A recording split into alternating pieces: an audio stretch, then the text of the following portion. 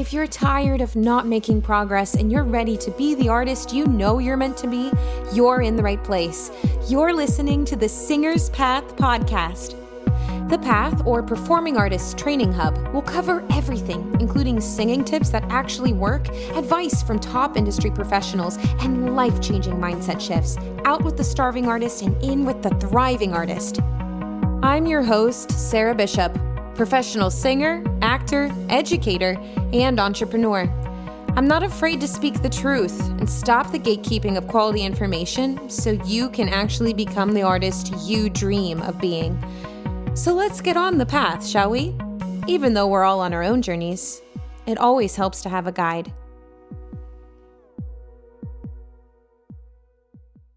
Hi, Jen. Hi. Thanks for coming on my show. Oh, my pleasure. Yeah. It's literally so late. It's 10 p.m. We've just been gabbing. We've been gabbing, and then we were like, oh, crap. Oh, we should do this. We should probably do it, but we had to do self-tape first for an Etsy commercial. So thanks, Jen, for that audition. Welcome. Help. I hope you book it. Yeah, I talked to DJ a little bit about, he was one of our other guests we had on here, listeners, about like kind of funny audition stories. And Jen is a professional actor. She's been on Broadway. She's done gigs at regional theaters. We'll probably get into it, talk about it. But Jen is the professional, and I have to ask you a very serious question. What are the most heinous audition experiences Oh my God. you've ever had? In And person or self-tape? please, all of them. Okay. All right. Okay. Hold on. Hold, please. Let me think, because there have been many. Actually, I'm excited. I just had one, and I made a TikTok about it recently, like within the last 2 months. I am so horrified to say. Wait. Because it was literally, Sarah, we worked on it. We worked on it together. We did? Did I coach it on you? Did, yeah. Because I was like, this is so high. Oh my God. It was for a workshop for an upcoming Broadway show. It was the workshop. Oh. Yes. Oh, wait, the Broadway show has been around before, correct? No. Well, sorry. Because they there's have done another regional thing. productions, and this is the first time the show is coming to Broadway.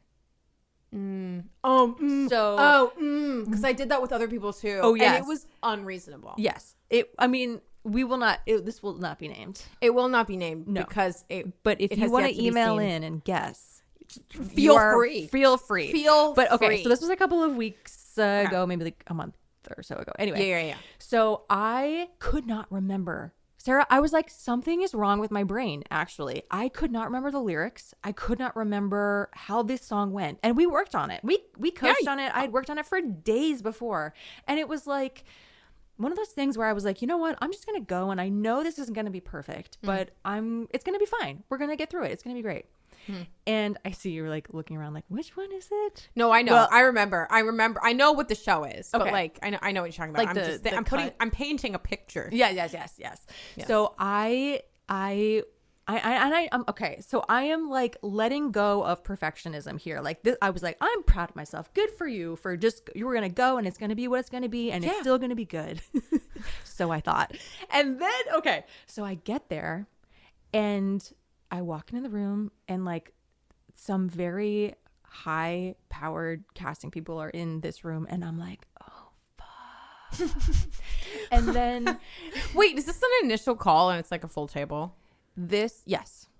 Why do they do that? Yes. But I think it was, Or maybe it was a callback. I think it was a callback. Love but that. Yeah. But We're gonna tell ourselves it's a callback. it was, no matter what. Sure. It's Yeah. a It's callback. definitely a callback. It's definitely a callback. Definitely. So I'm in there, and Sarah, literally, the accompanist starts to play, and I enter the white room. I can't remember a single thing, and I have the music in my hand. You just black out. I fully black out, and I'm like, I'm so sorry. Can you give me that intro one more time? And he was like, yeah, sure. Plays it, and I'm like, okay, great. Okay, I got it. I turn to start, fully gone again. Oh no. And then I was like, this is not good. And then so we finally, the accompanist had my back. He was truly like doing the Lord's work. He was plunking like that melody line so hard for me. And I still like could not stick the landing. And then, okay, so we did it. And I'm like, also seeing myself from above, right? Like seeing You myself. left your body. I fully left my body. I am looking down at myself from above. She actually died. That was one of the timelines. Tell my story. Tell me. R.I.P. me. I am dead and gone. Floating away at this point. So I am looking at myself from above, like, girl, what are you doing? So we finished that cut, and I'm like fully sweating, and they're like, okay, what about the next one? So we go on to the next cut, and dude, this is like the opposite, like high belt version, and there's a high belt at the end or the beginning, and then towards the end, it's like kind of normal. Like skrelting, kind of. Of course. High belt. Because of course. every show has to have it's required. Skrelt, because that is the only emotion we know how to yes. convey in musical theater. Fully required. Yes. And then so I get through it, but it's a struggle, and it ends, and I literally go like, oh, I was fighting for my life on that one. I said that in the room. What is my deal? What am I? Oh, God, I'm so annoyed. Broadway! I'm so annoyed with myself. And like they laughed a little, but I was like, oh no, that was not. Why did I say that? So that was pretty horrific. Oh, my love. And then they're like, thank you so They're like, much. thank you. Right, have a great day. Thanks for coming in. Oh, no. So, yeah, that was particularly bad. I'm trying to think of what. Do you have any like awkward ones? Like, I'll share one while you're thinking. Please. Like, recently had to just eat an apple and look at the Oh, camera. yeah. Like, also, this is side tangent, but are the people that like make videos eating things, is that called mukbang? Sarah, I have no idea. I'm pretty sure it is. There's people that get paid millions of dollars to eat food. So crazy that you're saying this right now, because literally today I was texting my friends on another group thread about audition classes, and I was like, oh, there's this commercial class. It's basically like a sip and eat class for when you have to. Yes. And I'm like, oh, this sounds actually kind of cool. And they're like, what the fuck is that? Wait, are you taking No, it? I have not taken it. I know someone who has. Did they like it? And I think they did. Yeah. I honestly think. How much are they charging? Well, that's the other thing. I don't know. I have to double check. But I'm like, people think that it is silly and crazy and shouldn't be a thing, but no, until you have to do it on an audition, you know, and you're like, that's what I look like when I eat something. Like, oh, I looked horrible. It was like I took a giant honking bite of an apple, and then there was like one of me pouring honey on slices. It was so weird, and I'm like, what the hell am I doing? Yeah, fully. There was that. There was like a workshop of something coming off that involved some kind of a ferret being feral. I'm not really quite sure. there was just saying hello. It's just hi, or it's just like farting. Like, yeah. Okay, this is not a fart podcast. I'm sorry, guys. That was the one glass of wine is loosening me up a little. It's Chenin Blanc from South Africa. It's very good. Sponsored by. No, not sponsored at all. Please, someone give me money and sponsor me. Anyway, no. So what was I saying? Oh, other embarrassing audition stories. Yep, that was it. That was the point. We did one year. I was like, it was in person, you know, when all of auditions were in person before 2020, which, no thanks. Oh my god. We were just talking about how much we like self-tapes now. Team self-tape. Sorry. And we'll talk about like performance anxiety from your audition story here in a second. But in this audition, I had to slow dance with a stranger to no music. No. And just look in their eyes like we had a lifetime of love. It was one of the top 10 most awkward things I've ever done in my entire life. Besides, like, when I would like go on first dates with people in my 20s and like dodge their advances. Yep. Mm-hmm. Never a dull moment. Never as an actor. As an actor, especially, it was so weird. They were like, "Be in love," and I was like, "You couldn't have like a track going. Literally like nothing. Candles. No, Like, help and us it's out. like in a fluorescent lit room. Sterile. Yeah. It is the most unromantic. Some guy's having lunch. They're behind the wrapping, table. they're unwrapping things while you're fucking doing it. It is insane. Have you done like any like hair commercials or anything? I feel like you would do some of those. Or like, I have sent in some hair tapes. I'm trying to think of what the most recent ones have been. I feel like I've been on like a pharmaceuticals kick. oh, what a kick. Selling like, drugs big to America. pharma. Right, like great. Big pharma, we love This that. is not what I dreamt of. No, wait, not for voiceover, but like for commercials. For commercials. Yeah. So because I know there's a lot of voiceover with big pharma stuff, but like, Oh yeah. So as what, like Lexapro, like what was the action? I like literally can't even think, but it's like one where you're like, okay, now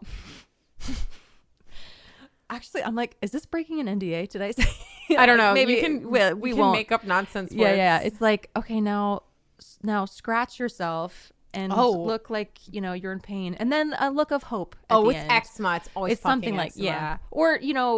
or not, because we can't say necessarily. We don't know. It's because- a nasty scab.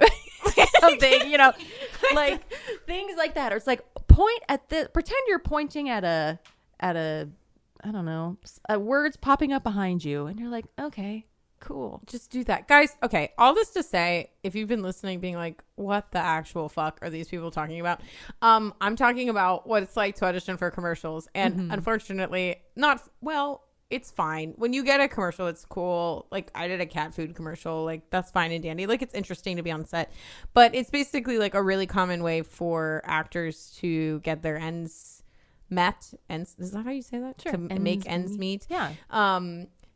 In between like bigger gigs, they'll like pay one off, and they'll kind of do. There was only other. Did you get hired for any of these like kind of scratchy? These are just. Have you gotten hired for a commercial before? I have, but through like not auditioning, through like people I know who are. It's all who you know. Can we talk about Chicago? Oh my god, my favorite fact about you. We don't have to if you don't want to, we but can your talk face a little is bit about all over New York City.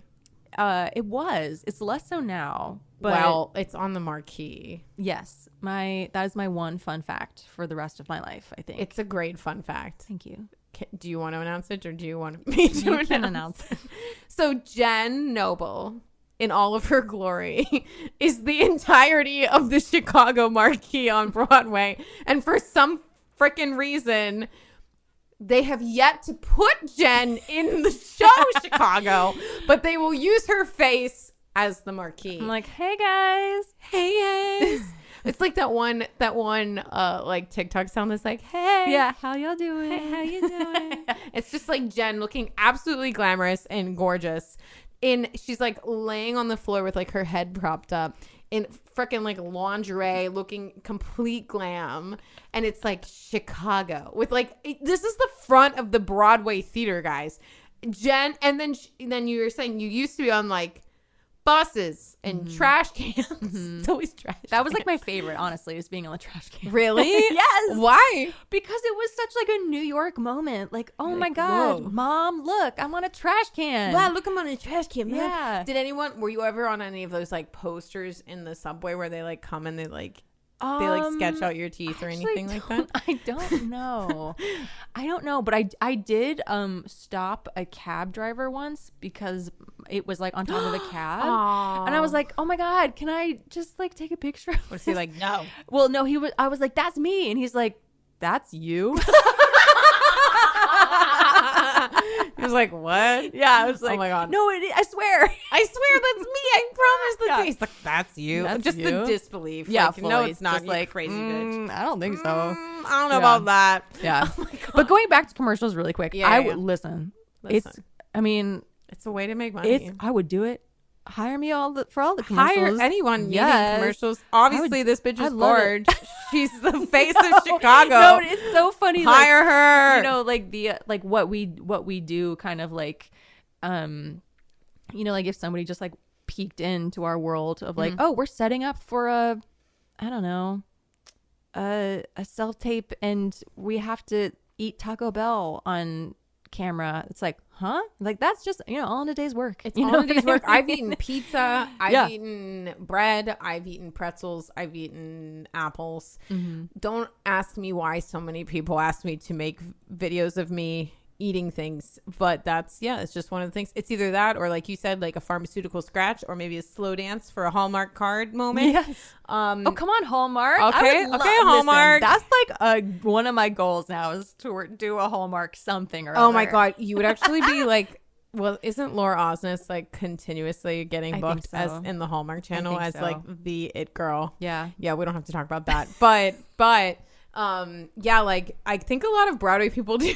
They do. Like the Broadway to Hallmark Hallmark movies. pipeline is real, and I'm like, put me in, coach. Put me in, coach. I'll do it. Yeah. What are some like top?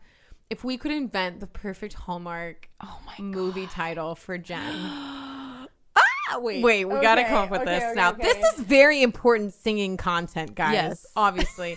Invent, and actually, if you think this is fun and you have some good ones, you can message them to me at Sing with Bish, because these are always really funny. Yes. Like, Okay. Let's think. Jenn's. So wait. What's the plot for Jenn's Hallmark movie Oh my that God, she's manifesting? don't put me on the spot. Come on, this let's is like wait. my. This is your Wow. dream. Well, This it's is obviously it's obviously City Girl City Girl. goes home. Are you like Broadway City Girl dancer that like changes? They just did that though. Yeah, well, they'll do it again Okay. and again and again. Yeah, maybe I will. Okay, maybe Yeah. it's like she goes home to like help out her local dance studio or Yeah, something. like I know that. exactly. Yeah. I've seen this movie. Yeah. She goes back to help them. Yeah. And or then- like her high school drama program. Yes. Yeah. And she goes, and is she And out of she's like, place, or is she like in love right away? Like, is No, she- definitely not. Definitely not. Definitely not. Yeah. She's like, why can't you triple time step, you stupid Exactly. little twats? Get out of my studio. Inflicting trauma on the children. God. Get Hilarious. Hilarious. Yeah. It's like a slow burn. She definitely burn. has to like warm up to Yeah, being back. Who did she fall in love with? Oh, The English teacher. Well, I he's feel like wearing- high school teachers all fuck each other. I'm sorry. I'm so sorry. I heard that from a teacher, actually. So I heard intel. And if you're a teacher, please again, write in and let me know if this is, please don't listen to this while you're with your children, by the way. It says it's explicit pretty clearly, but we all know that some of y'all make other choices.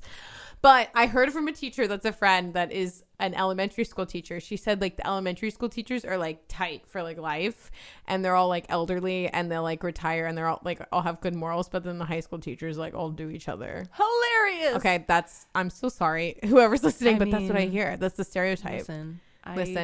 Doesn't it kind of track though? It does track actually. Now It that I'm tracks. thinking about it, I'm like, yeah, I see that. Yeah, I see that. They all like have affairs with each other and get weird. In high school Like teachers, man. Secret Lives of Mormon Wives, but it's like Secret Lives of English English teachers in high school. So do you think your character in the Hallmark Channel would get with a teacher? Or would it be like, Maybe if it's like, what if it's somebody I went to high school with who then became the teacher at our alma mater or our high school? like the drama teacher, and they're bringing you in? Yeah. Oh, and you have to like butt heads with them a little bit. Yeah. Artistic visions are different. Exactly. Yeah. Are you trying to do like a really radical production of Spring Awakening with Yes, like junior high kids? 100%. Yeah. Completely inappropriate. And he's like, please don't do this. Yeah, and yeah. you're like, I'm I like, will. This is art. And this is art, and this is art that I've learned from the city. And all the kids, do the kids think you're mean, or do they think you're No, great? they love me. They love you. Obviously. And does the town petition to get you fired, and then the kids come in and save your ass?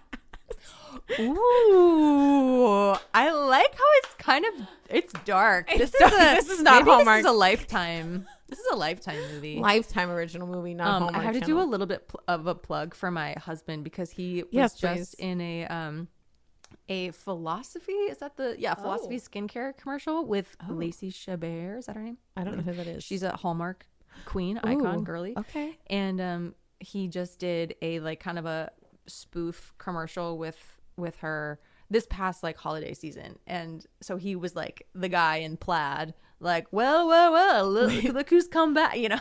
Oh, And David. it was so great. It was Well, so well, great. well. Yeah. Hey, listen, Jen and her husband are gorge. Do you guys ever do any couple commercials or couple gigs? No, I would though. Do you ever submit for any? No. You should. Do you have a commercial agent? Mm-hmm. Yeah, obviously. Yeah. Maybe I'll yeah. Maybe, yeah, you know what, Jen? Why the fuck are you not doing couple commercials with David? Wait a second. Because, like, Kyle and I got hired to do, like, it was like a Walmart baby carrier commercial. Nice. It was great Good for old Kyle, actually. Baby carriers. For my husband. It was actually kind of the worst baby carrier I've ever used. And you're like, do I want my face associated with this thing? There was this moment when we were filming this commercial where there was like that cover that comes over the baby, like that little, like, it's kind of like a sunroof for a baby. Yeah. What's it called? Honestly, it's like a shade. God, if I could have one of those, I see these kids getting pushed around New York City, and I'm like, that is my dream. Yeah, like just cart put me around, like a French. like Marie Antoinette. Those kids like don't know French how good they've got it. Yeah, they have their own horse-drawn carriage. Those little twats. Yeah, so it's this like fucking awning that goes over the kids and this baby, and there were two little babies, and they were so cute, but like they were really hanging in there for infants. Let me tell you, they were really doing. They just swap them out like the Olsen twins, and because one would cry because. This thing, my whole action was I had to clip and I had to make this hood go over the baby carrier in part of the shot. And it would be like, click, click, click, click, click. It could not smoothly come up. It's not a seamless. The baby's eyes were popping out of its head like, like every time I moved the clicky awning, it just hated it, and it would cry, and then they were hang like, in there, kid. Hang in there, like, and its eyes were like, oh my God. I was being taken on a ride. So anyway, I personally wouldn't buy that one. Fair. But that's me, and I didn't have to sign anything telling me not to say that. So don't recommend that. Anyway, well, so we talked about kind of we go a long tangent on commercial gigs and fun things like that. But you were talking as we were talking about like audition stories and nerves and all of that. We were kind of talking about that before we came in here, but I think it would be a good segue to kind of talk about your relationship with that, and also how group classes, because we're friends. We've done gigs together, right? We did the vacation show for a long time. It's Griswold's family. What was it? Griswold's Broadway vacation? Mm-hmm. We did the yeah, that's what it is. Who was it called? We did that together back in, was it 2022? 23? Was it 3 or was it 22? I feel like it was 22. Was it? I don't know. Now I feel old and crazy. My God. Yeah, it was a long time ago. We did an out of town tryout, which is basically like a beta test of a Broadway show in Seattle. So we've worked with each other, and then after that was when I was like really growing my business. And I was like, Jen, hey, listen, I got this group class going on, and I'd given you some private lessons, and you're like, cool, yeah, I'd love to join. So you've been doing a couple reiterations of group because you were in the last 2 semesters, so you've done it since the beginning. So I want to talk about someone that maybe, like you kind of discussed, like if you struggle with stage fright and working through nerves, and then like how to kind of work through that, and maybe like group class and other resources as someone that's a professional that has to do that all the time. Like, how do you manage that and work on that? So we mentioned this before, but I have always had severe performance anxiety and like nerves, and I'm like, wow, why do I keep doing this? I'm so freaking why do I keep doing so much stress? But I love it, and that's why I keep doing it. And but yeah, my nerves are a really big issue for me, and have gotten more so since the pandemic. And honestly, I am team self-tape all the way, because it has let me kind of just like explore and take the pressure off in ways that is not there for me in the room. And I swear, okay, I'm like, people can say all day, all they want, oh, think of it as a performance, think of it as a performance opportunity. Bullshit. Okay. Like, I am sorry. There, at the end of the day, like, yes, I heard, and I love that. That is all well and good. And there is still an end game here. Like, there is still, I'm trying to prove something to you, which I know is like ultimately it's like, I'm just showing you my version of this character. That is all an audition is my, I'm showing you my version, what I would bring to it. And it's like, yes, take it or leave it. And, and also my animal brain is like, you're in danger. Oh my God. Like there's a fight or flight fully kicks in. Like, what's your nervous system response? Like, are you shaking? Are you I shake. My acid reflux is crazy. No. And so I'm just like stomach issues. Like just like clearing my throat constantly. My ears clog, which is super helpful for singing. What? Yeah, it's bad. It's like and I have some like exercises. I have some breathing exercises. I like pace, or like I'll like, try to, tap into my like vagus nerve, like do some tapping things, and like bouncing kind of like on your heels. And it's just, I still struggle with it. I was just in callbacks for a Broadway show and I made it pretty far, and I like went in and I did okay. I did well, but I was like, man, my nerves, they got the best of me. They really did. And I think maybe I'm like, do I need to try a beta blocker? Like, Yeah, have you ever done one of those? No, but I was just talking to somebody about that. Yeah. It just slows down. Well, again, you gotta talk to your doctor, but it basically just like helps, like more or less like helps with your heartbeat not being out of control. Have you done other like nervous system regulation besides vagus nerve stuff? Like, I don't know, like you're kind of talking about tapping and breathing. Honestly, just go to your like PCP and just be like, hey, yeah, I'm like, I have performance anxiety, and they'll be like, no problem, and give it to you. Like, actually, it's like, I don't think it's like that crazy of a drug to prescribe. But I noticed that like all of Broadway's on it. Literally everybody has blockers. Right, but it like helps, because it just doesn't feel like your heartbeat's racing away from you. Now, again, I'm not a medical professional, so I can't really speak about this too much. But I'm not. What? But I feel like I haven't used it in like a dance call situation, so I'm not sure if it matters if you're doing like actual physical labor, if that's a NAR. I have found that like dance calls before singing calls help, like moving my body. I have to do yoga every morning before an audition. I have to move my body. I used to like, I used to be able, I actually never should have done this. This was never a good idea, but this is what I did. I would wake up like an hour before I had to leave for an audition. And I'm like, I know. What a fool I was. No, but what a beautiful little fool, because it worked, didn't it? I mean, I guess so. But like, what a silly little girl I was. That was such a bad idea. What a silly little girl. I know. Now I'm like, how long did it take you to get there? Like 45 minutes to an hour. So you had 15 minutes to get ready? Oh, sorry. No. I would have like an hour to get ready, and then an hour or 45 minutes to get to the audition. Wait, I do that now. What? Literally? I have to wake up like 3 hours before I have to that's fair. do a thing. That's fair. It depends on, I guess, what it is. Yes. Yeah, like but if it was a dance call, I probably, no, that's not true, because my old little bones would need to like fucking work out and stretch. So I'm full of shit. I actually must have I'm thinking into the past. Yes. Because I probably did the same thing as you. Was like, I just like maybe stretched in my room a little bit. Yeah, would wake up, do a little. No vocal warm up. Yeah. I would just fully raw dog that shit, which was the dumbest thing I think I've ever done. What were we doing? I don't know. We were just two little young lubricated vocally hydrated little 22-year-olds. God.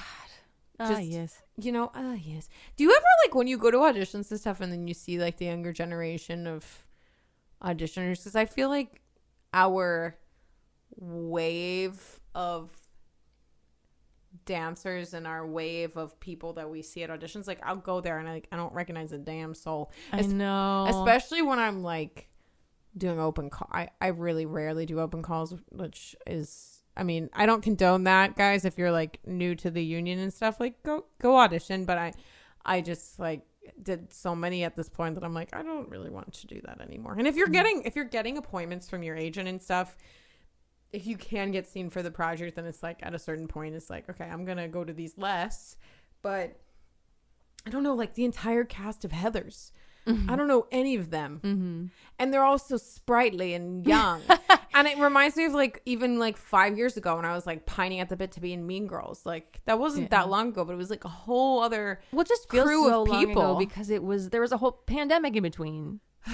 You know, that whole thing, that old chestnut. Just that thing. What was that? It does feel though like that trending sound from whatever movie that was. It's like, am I too old to be here? Does it look weird that I'm here? Like that one.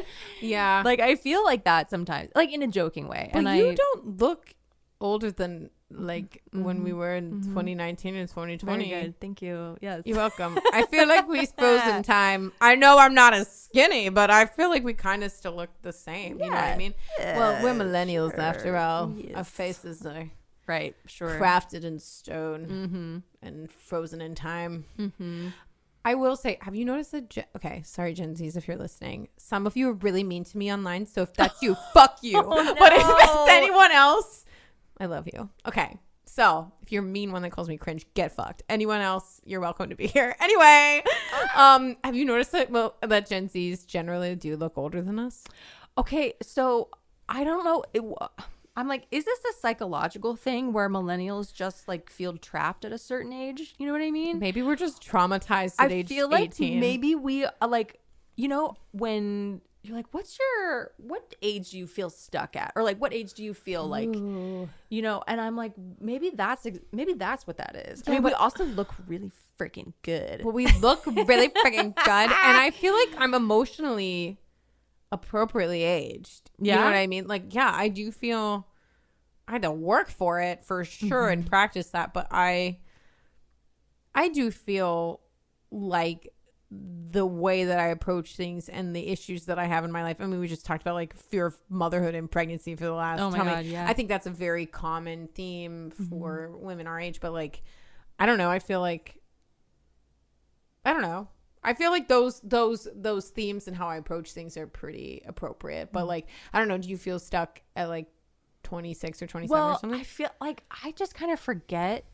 Like I just did a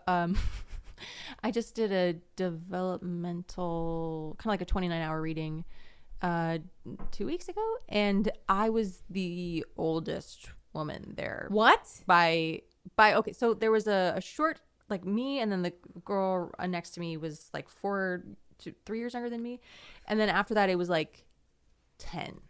Wait, what was this musical? Like, was it a young cast? Like it was a young cast, but I was like, oh, it was the first time that's ever happened to me like that, and I was like, whoa. And they were lovely and great and awesome and wonderful, but there was a little bit of a generational divide, I think. I mean, not in everyone was lovely and awesome and so wonderful, but kind of in like references.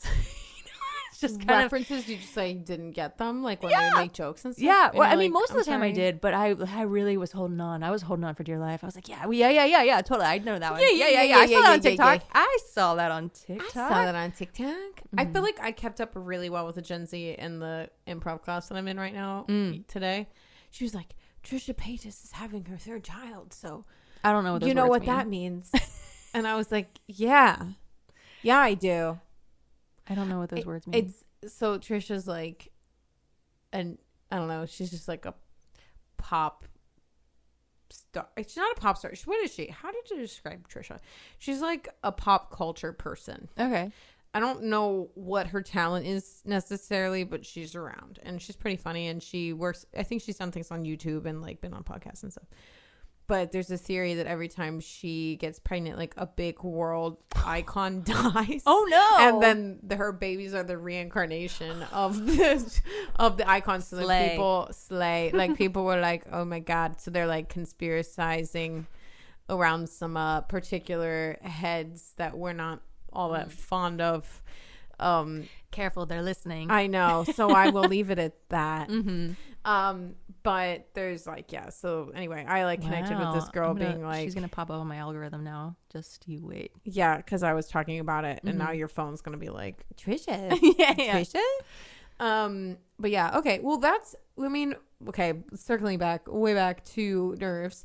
That's really good for listeners to hear because I think like, I know especially for like younger students or just younger performers that like they might have a lot of talent, but they just don't have a lot of performing experience or, you know, maybe, I mean, I have some students, I won't reveal too much about her privacy, but you know her from group class, very young, very talented student, at a very young age is performing in front of thousands and thousands of people for JTF, for Junior Theater Festival, and is getting hired by Disney to do things and like stuff like that.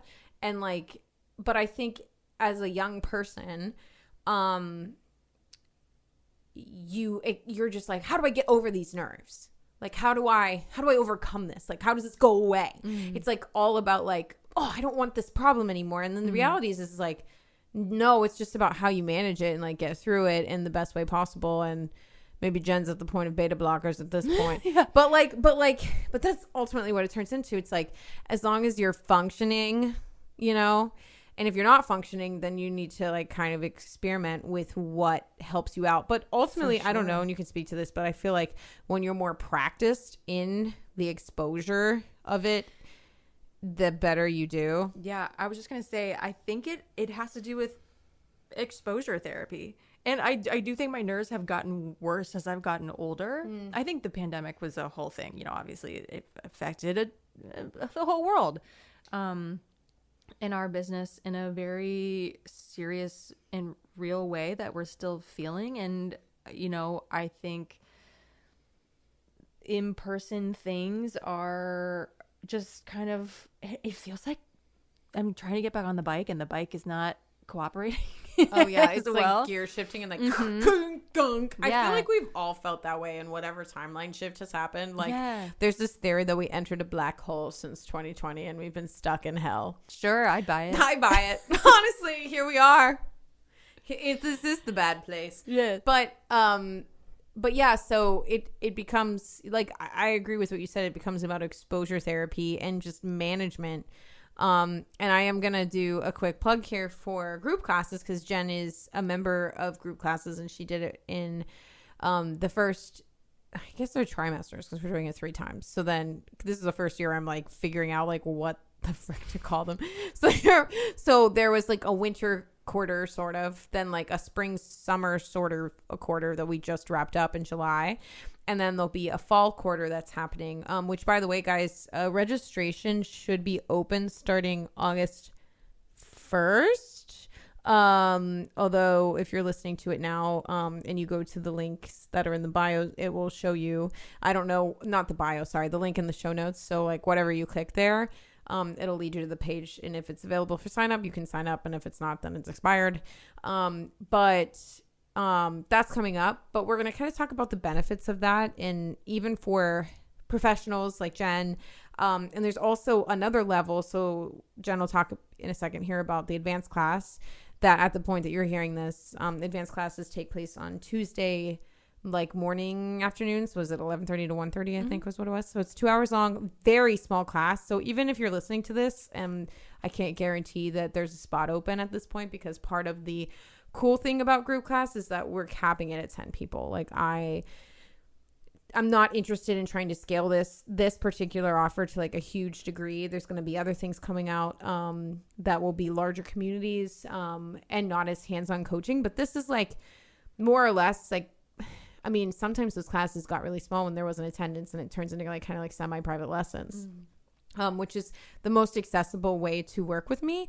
So if you have been wanting to work with me at a price that isn't like a humongous investment, I mean, I can't speak for anyone's finances, but I would say it's reasonable as far as like being in a group and working with professionals and coaching material and working on actionable stuff. So there's an afternoon class that is the pro level, and there's also an evening class on Wednesday that is like an intermediate level. So it's people that aren't maybe actively auditioning and like working professionally, but want to still care about getting over their nerves of singing in front of people. Maybe they want to be in a community theater production, or they just care about singing and they want somewhere to do it.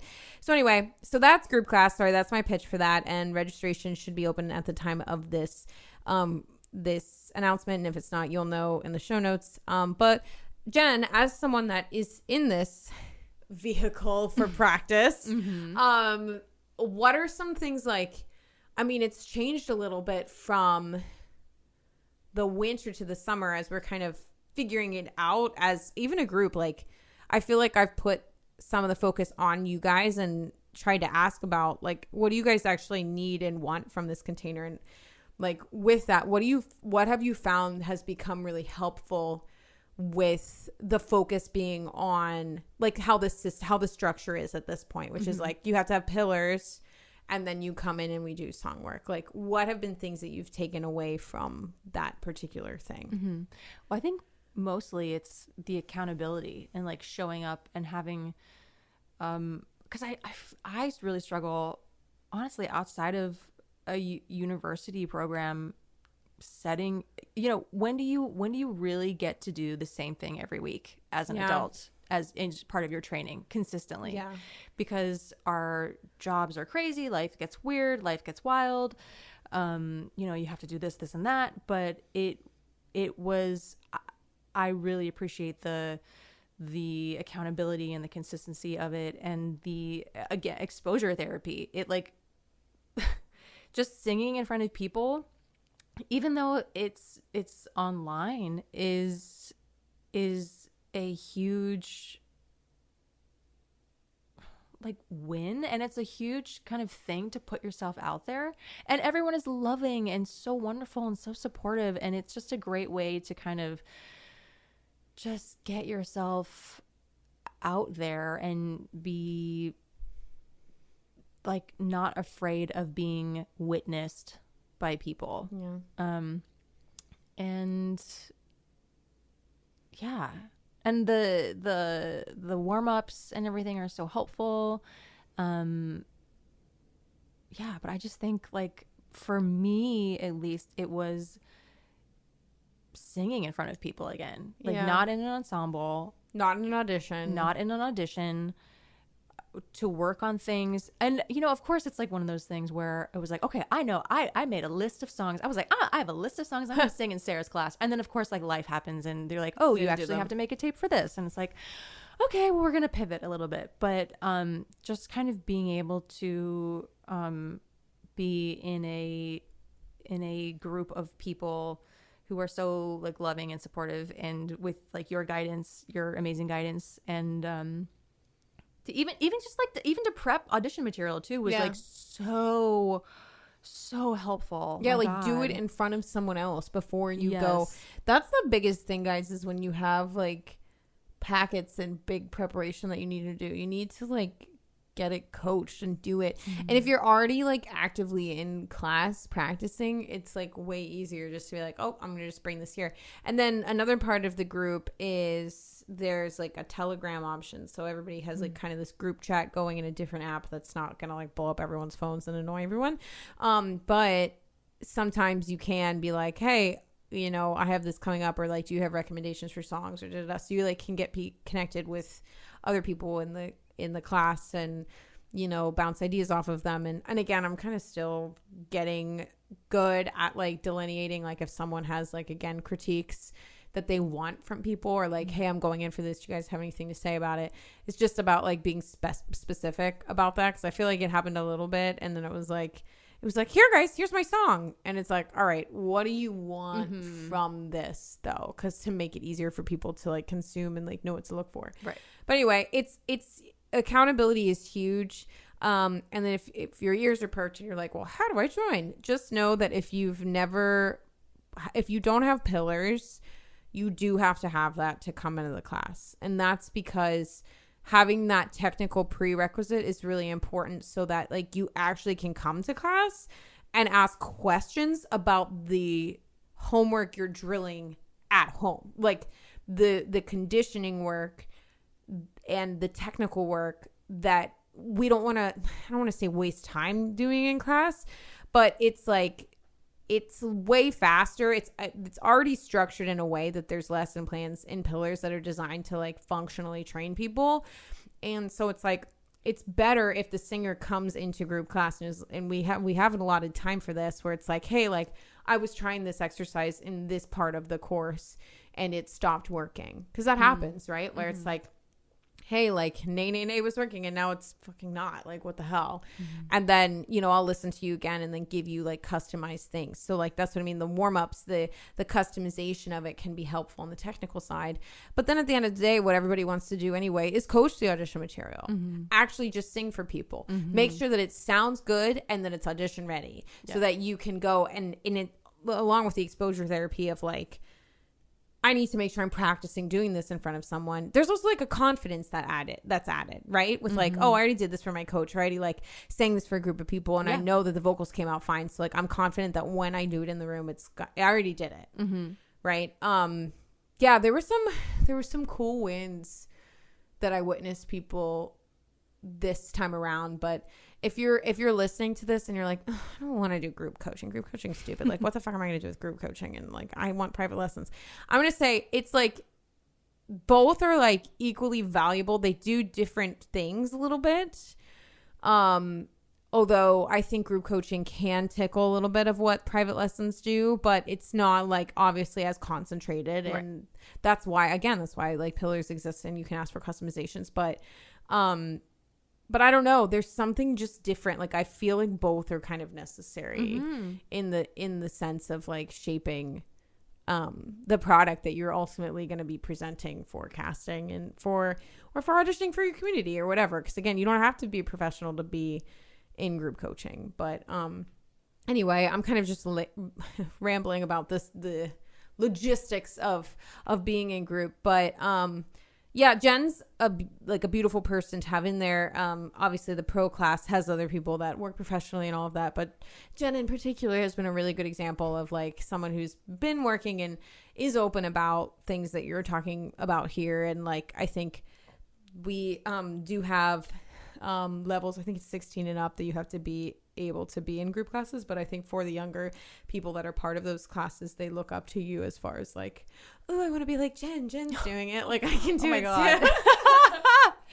I mean, sure, I'll tell myself that. Yeah. I mean, I'm telling you that. Yeah, thanks. I'm telling you that. You're like, great. That's really what I want to be a role model in the class I'm paying for. That's great. Thank you so much, Sarah. I love that. I'll take it. I'll take it. But so we're talking about group and we talked about nerves. Do you want to talk about maybe some like Broadway stories because you can talk about you were in King Kong, right? Which is like this giant animatronic monkey that won a Tony. Yeah.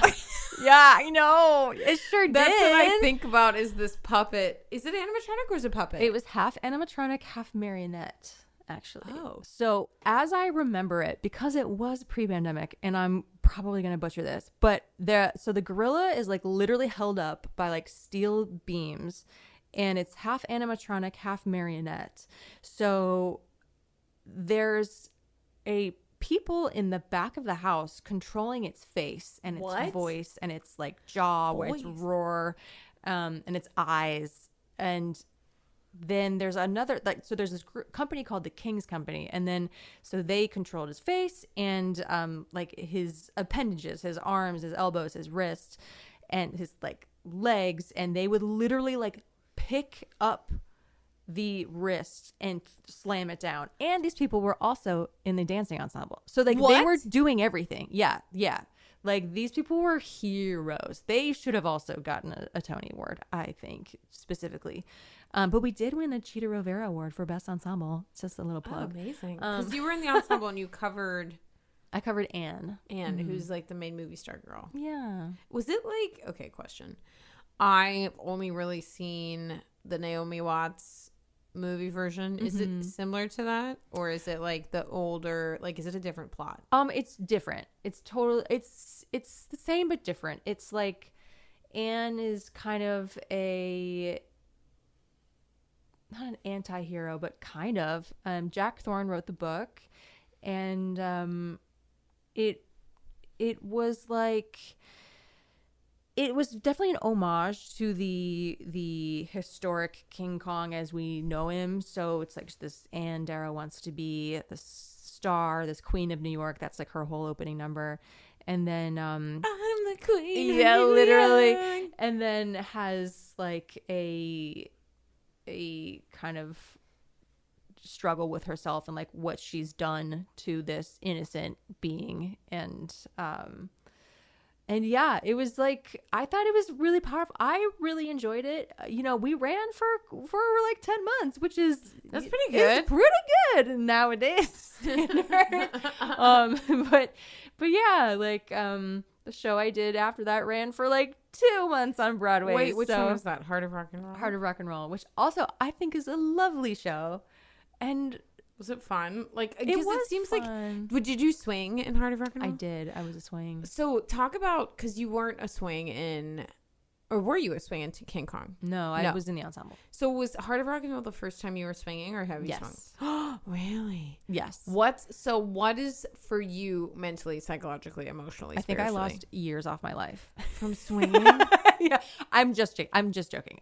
Are we? Because like I would rather joking. Fucking chop off my arms than swing. I think swinging, it's like if you know, and you think you know, but you have no idea.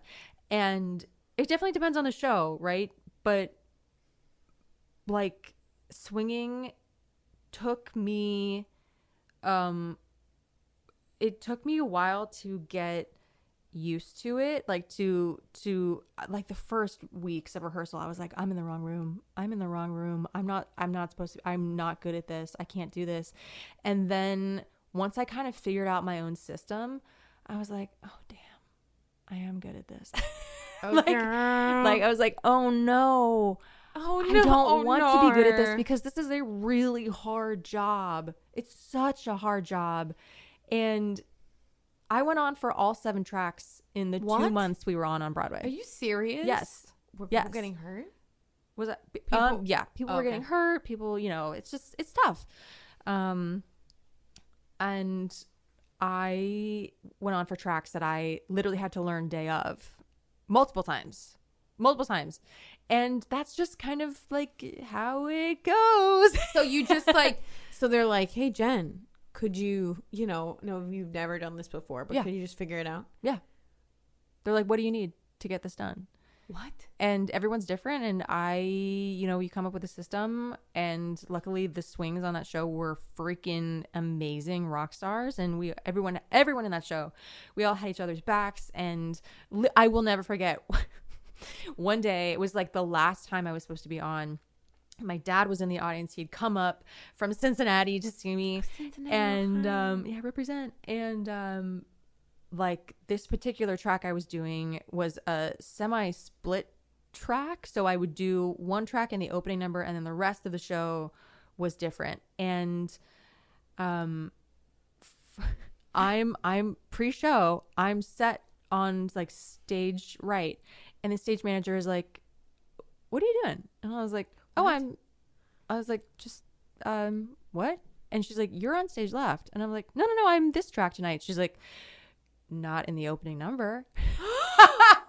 Oh no. And literally, like, they had already done the pre-show announcement, and like, we're about to start. And I was like, give me 2 seconds. And I run across the stage, and I grab my iPad, and I'm looking over at my notes, and I'm like, how do you get like your brain quiet enough to like actually read? Oh my God. It was like, I think ADHD is probably a superpower in swinging. I think. What? Yeah, I think I'm so they self-diagnosing held the show myself. for like they held the show for like 2 seconds. Stage manager was like, hold on, like in hold there. On, our like, swing is having a panic attack. And Robin Masella, who is an icon, she's a Broadway legend. She's also swung a million shows. She was like, what do you need? Do you need anything? Okay, we're gonna do this so that you got it. And I was like, yes. I just need to look at my notes. And then we went on, and it was fine.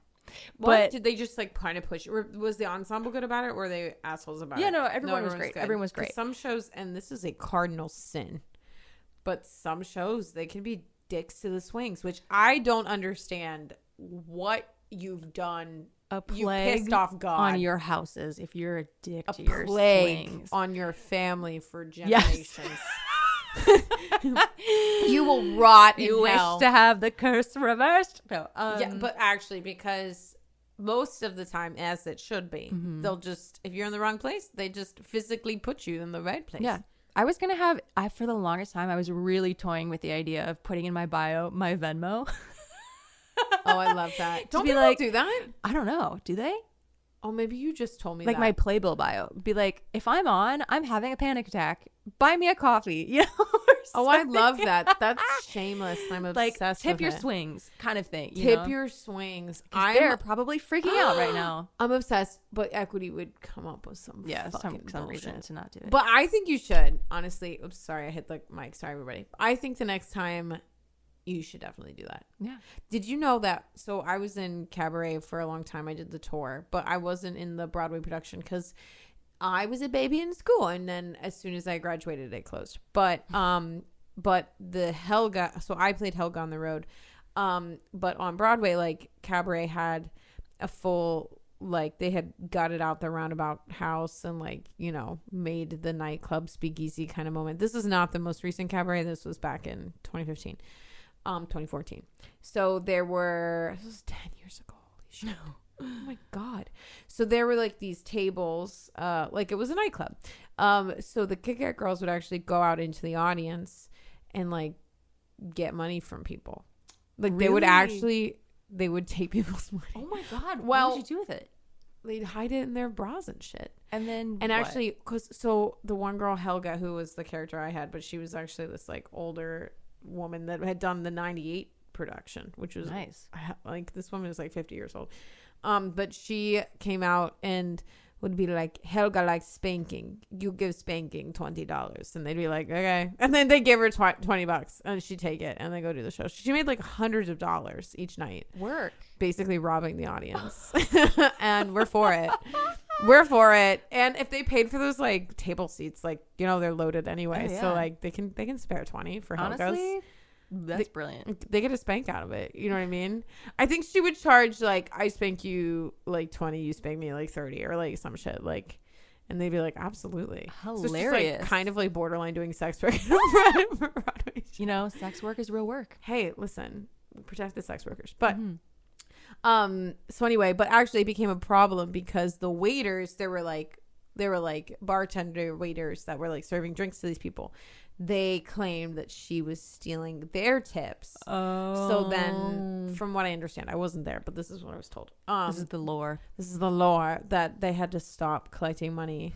And so there were a couple instances where like we kind of had a table set up and the associate director was like, no, you can't collect money. I was like, damn it, I have to do this for free. Broadway Cares. Yeah, it's for Broadway Cares. It's for Broadway Cares. Okay, wait, did you ever tour? Mm-hmm. Did you ever like play at any of the spooky fox houses or anything? No, but we stayed. Wait, what's the one in Providence, Rhode Island? Oh, that one's really. Wait, the Omni there? I don't remember the theater, but the hotel, the Biltmore, the Biltmore Omni Hotel. No. Was it the Biltmore? No, it's the Biltmore. Wait. In Baltimore? You're talking about Providence, Rhode Island. Providence, Rhode Island Hotel, which I think was an old Omni. Okay, is really haunted. Yes, scary. I made my husband, well, then boyfriend, now husband, come to visit me in Providence because I was like, I can't stay by myself. Yeah, I literally Why? What happened? What happened? Now we're talking about ghosts. Okay, now it's a ghost story. So what was I saying? Oh, so he came to Providence and because I was like, I can't be here alone. I'm like, I could have roomed with someone, but like, why? I don't know. I just made him come up anyway. And literally he gets to the hotel and he's like, yeah, the vibe is weird. The vibe is weird here. And we're asleep that night. And literally, I'm not joking. No. On the wall right above us, we hear no. And we both woke up at the same time, obviously, because it was loud. Wait, knocked above your like headboard? Like above our head. Yeah. But it was like slow. Like no, one, no, two. Jen. No, Jen. I'm not joking. Oh my God. I was like, you heard that, right? And he's like, yeah. Was that the first time your soul left your body besides the one you entered the white room? Yeah, no, definitely not the first. That happens to me frequently, I think. Oh, but God. yeah, no, not the first. But wait, the slow, deliberate knocking. Yeah, I was like, that I don't like that. He's like, yeah, I don't love that either. But he's like, just go to sleep. Just go to sleep and forget. Forget about it. Well, I remember I had a couple castmates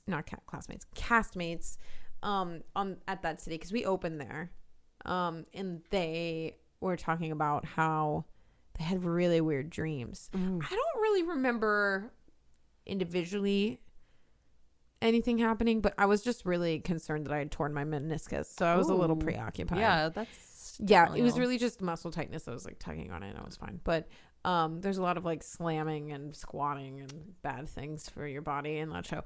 I did a cooter slam. That's a really technical term for split. Come on, Moulin Rouge. I did that again in our show in Vacation. They had me cooter slamming again because like they couldn't. God knows they couldn't flip me and lift me around. So they're just like, you know what? You just get on the ground and split your legs, and then the Newsy Swing will have to pick you up. Sorry about it. Poor. Oh man, poor Julian. He had to work so hard. We were mismatched as partners. Basically, there was a COVID outbreak during Broadway Vacation, and one of the castmates kind of played hooky, and then we were down a person, and then there was COVID swaps that were happening. It was bad. We were basically down people, and they had to like kind of cut tracks and put people in. It was a mess. I feel like that time will be studied. It will be like studied in theater history, like 20 years from now. Well, and then we were like learning the whole dance, like all of these like 8-minute production numbers with like N95 fucking masks on our face. We can't fucking breathe. It was absolutely fucking terrible. 0 out of 10 recommend. But so my dance partner was Julio, very tall, quintessential, amazing, dance partner for my body height, right? Like, cause I'm tall, I'm 5'8", right? So I just needed a muscular gay man to just throw me around, toss me, Julio, toss me, and he would be like, yes, baby girl. He would say that to me every day. He's like, baby girl, I got you. And I was like, thank you. And that's what he would do. That motherfucker lifted he was at the gym and he's like a foot taller than me. I trusted that. Poor Julian, our swing, we were never meant to be dance partners. I should have been flipping him. He could have probably done a standing back tuck on his own. And we talked about it. We talked about it a lot. But basically, Julio got COVID. We were down. So Julian, the swing, who we were talking about earlier, was my dance partner. And there was a part where we had to do a backflip. And he, I had to go down to a split. And he had to like literally physically lift me back up. And guys, dance partner like matches are important. And so if I'm a larger person than my dance partner, it's gonna be a lot on them. That's gonna be a lot on them. It's gonna be a lot on me. And we had like these fight calls or these flip calls where we'd like try to figure it out. But again, I'm like many inches taller. It was just like quite a distance that we talked about like changing the choreography, and I was like, can I just switch spots? But it ended up being we figured it out. Like I did like a standing back tuck, and basically Julian just kind of spotted me and got around, and every time we got it and I didn't fall in my head, do you remember that? Julian would be like he would explode. I love Julian. Amazing. He's so talented and such an amazing fucking dancer.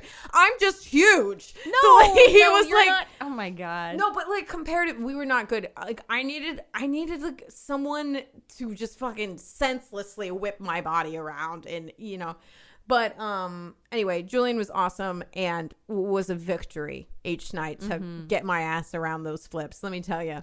Anyway, I don't know how we got on this. Oh, we were talking about ghosts. I don't know how we deterred so violently. Yeah, we did a pivot. Because we were talking about whatever. There were no ghosts in Seattle. There was actually a really bougie apartment set up. That was like the time of my life in that apartment. Oh, it was gorgeous. It was like this is how the other half lives. Yeah, it was like a luxury apartment complex with like fucking several pools and hot tub situations. It was pretty great. Yeah, that was amazing. Although very stressful. Everybody, like when you're doing a pre-Broadway show, everybody's like, is it going to go to Broadway? And they're like chain smoking their anxiety. And it's like, guys, no one knows. Right. And we just love to talk about it. People and we still don't know. And we still don't know. 3 years later, here we are. Well, I'll say there's a couple other haunted stories. This is just a fun little recap here. And we're going to wrap up here soon because I think we've been talking for like an hour, which is cool. But when I was on tour, again, I remember the Fox theaters being really haunted. So basically, guys, when you go on tour, if you don't know this, I'm sure you do if you're listening, but if you don't, we're not going to exclude you from understanding. Basically, each tour has a setup where you go city to city, and most of them nowadays are like a week or sit downs, but they used to, I mean, if you get like a really big show like Wicked or Lion King or Hamilton or something, you can sit down for like a month or so. And some cities tend to be longer, like Los Angeles was longer, Chicago was longer, things like that for most tours. But in some of them, like pretty much all of the same shows will tour through the theater. So I can't remember if it was St. Louis or Atlanta. I was gonna say, is Atlanta? Yeah, Atlanta's there's a Atlanta, Fox, but there's St. Louis another is a one in Fox. St. Louis. Yeah. I'm trying to remember what was the most haunted. I think it was St. Louis because it was around Bears time. It was around Broadway Bears. Oh, okay. And we were there in the spring. Spooky Broadway Bears. Stressful time. If you've ever been in Broadway Bears, that is a scary, spooky time. Broadway Bears. Bears is all about like looking fierce and dancing your ass off and raising money for Broadway Equity Fights AIDS, right? Mm-hmm. Pretty much. Shares, yeah. Yeah, and it's basically it's a really beautiful fundraiser, but people have to get really fit and naked for it. So anyway, we were raising money. Another part of Equity Fights AIDS, Broadway Bears, is that the touring houses, and I think Broadway houses do this too at the end, they're like, hey, we have our buckets, like come give us money, and when the audience leaves they donate or they'll buy a poster that's signed and all that kind of stuff. So if you've ever seen that in a performance, that's what's going on. It's raising money for a fundraiser. And usually the swings, if they're not in the show, like they'll go hold the buckets. So our one swing, and again, this is secondhand, like this is just her telling me, one of the swings was out collecting money by the door, and this woman came up to her and was like, hey, will you take a picture of me and my husband by the stairs or whatever? She's like, sure. So she takes a picture on the phone of this person, and they look at the photo, and on the staircase behind them, like descending in like a 1920s gown in pearls, completely transformed from another time, was a woman descending the stairs as if she had just attended the theater. Nope. I'm dead ass right now. I'm dead ass. They like fucking shrieked. No. And it was captured in the photo No. of them. Yeah. No, thank you. I got the fucking, chills. yeah, goose No. chills. Isn't that insane? Like this fucking woman, and obviously in garb noticeable enough that you would have been like, oh, I'm taking a photo. There's a woman in a gown descending the stairs. And then you look behind, you're like, no, there's not. No, there's not. No, there's not. Have you heard anything about the Amsterdam? Like, I feel like the Amsterdam's really... No. Was there? I think there's a ghost there. I don't know. I'll have to ask Heather if she's worked there for a long time in Aladdin. I think there said there was a ghost at the Broadway theater. The Broadway, where King Gatsby Kong was. Where Gatsby. Oh is. yeah. What was that one? You were They first were like, there. just be nice. Announce yourself. You know What? So they're like so for real. They're like, don't piss off the ghost. Kind of, yeah. Like, it'll be fine. You're like, okay. I guess so. It'll be fine. They're basically all this to say, a little spooky, scary story time. Scary. Is to let you know that theaters are old. Sometimes the hotels they put us in, you know? it's fun. It's like so much fun. What's the one that's like really supposed to be haunted? I thought it was the Amsterdam. I thought it was is it the Hudson? What? Is there a Hudson? I'm really bad with theater Actually, names, I don't fucking know. You're the one that's on Broadway, bitch. I don't fucking know. It's the one. I think it's where Goodnight Oscar was. That was the last show I saw there, which was amazing. So it's a play, but it was like it was. Oh God. Okay, everybody, Google it. Google it. But I'm pretty sure the lore is that there was the person who built a apartment above it where he could meet his mistresses. Or maybe just one singular mistress. I'm not sure. As one does. Yes. And then it's supposed to be super haunted. Why did he murder them up there like Dexter? No, I think it's not that good of a story. Oh, not that murder's good, but like, no. You know, for the sake of storytelling's sake. But I've been told that one is very, very haunted. I've been told. Yeah, all I know is that there's a ghost in the Disney theater that you have to like greet the picture of every night. Oh, you go in. I think her name's like Myrtle or something. I don't know. Of course it's Myrtle. It's fucking Myrtle. Of course it is. I don't know. I don't actually know if that's her name. I could be misquoting that, and people will be mad, and they'll be like, "Her name isn't Myrtle." I'll be like, "I'm sorry." You're like, I'm write in if that's not her real name. She'll be visiting me in my sleep, being like, "Bitch, that's not my name." Great. I've had some weird dreams lately. Really? Yeah. Have you had weird dreams lately? Oh, I mean, I feel like I always have weird dreams. I had one that was kind of like Bird Box. Oh no! Oh No, it was like, but like not a campy movie with Sandra Bullock. Like it was like the end of days. The end of days. Literally. It was like, what was it? It was like you couldn't pay attention to. Was it a sound? You could hear them. It was like a whispering meditational, like windy kind of sound. And they were like alien monsters. I'm not really quite sure what they were. And I don't know if they were invisible. It's like the Calm app, but it's like they're just trying to get the Calm app is like, secretly, la, la, la, I can't hear it. La, la, la. And if you paid attention to it, you get like sucked out. Wow. And then like fucked up. Whoa. Yeah. And then it was all about like, ignore it. So it's like Bird Box, like, don't go outside and open your eyes, because then you'll be murderous. Oh no. Isn't that what's in the movie? I think so. It's like something like that. Yeah. You'll like see it. And then you like start, ending people. It was just kind of silly.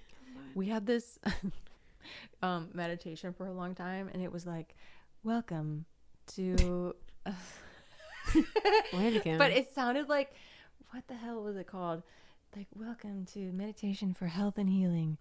And it sounded like it was like the intro to a voicemail. You know what I mean? Where it's like, and it welcome sounded to like health and healing. Yeah, it was like, welcome to meditation for health and healing, followed by the pound sign. And you're like, like that's what I always wanted it to do. And maybe that could be a part of your dream. Like when we turn your dream into a movie, we'll just it's just a calm instructional audio. Yeah, exactly. Please do this. Yeah. And you're like, I mean, okay. And then you go out and do it, and then you die. Oh, anyway, we might have to wrap up this week's episode, what are we guys. Talking I about? think we got pretty off topic. What are we tired talking about? I think it's a late night of chatting and just and girlies, just girl talk, just chatting. girl talk. Yeah. But it was great. We covered stuff about swinging a little bit. We covered stuff about other audition nerds. We talked about group class. Again, reminder that registration should be open at the time of this episode. You can check out. Do it. We're excited. Commercials. We talked about commercials and auditions. Like if my commercial agent is listening, I love you. Keep getting Jen. Gets Jen some roles. Love Hire you. Jen and David. What are you doing? There's a But he's got a different opportunity. commercial agent, so I don't know how that. Well, would then work, you got but double trouble. I Like get them all up on I that know, shit. Yeah. Get them up on that shit because Kyle and I have done commercial stuff. So do it. Yeah. Get that extra Also money. love my theatrical agent too. But Yeah. everyone's amazing. Okay, Everyone's everyone's amazing. working so hard. Jen's just so everybody knows. Just so I've made myself clear. I'm thanking everyone publicly so that you know I appreciate you. Times is hard. Times is hard out here. Times is hard. Is that from Sweeney? I have no idea. I feel like it is. When are we gonna double cast as the beggar woman? Just be Literally fucking any day. any bitch. day now, Let's bitch. do it. Bring this shit back. Honestly, we can day. do a one-woman show. How does it go? Times is hard. No, is that Love It? We should do Times a is one-woman, hard.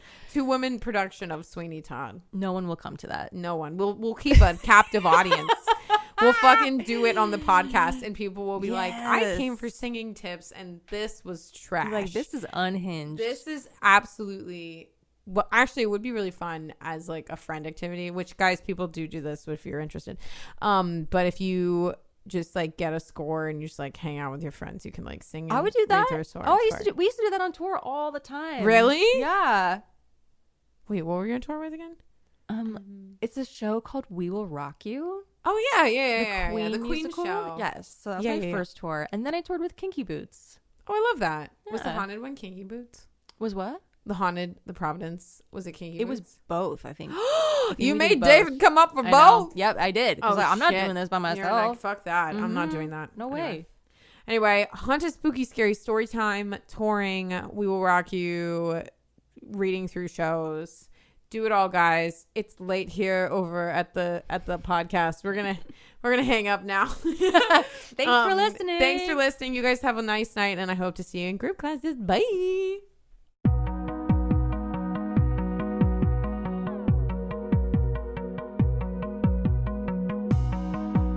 If you enjoyed this episode, please leave a 5-star written review on Apple Podcasts. This helps me get this information out to more artists all over the world. Let's work together to spread the joys of music. Until next time, I'm your host, Sarah Bishop, signing off from the Singer's Path podcast. Thanks for listening.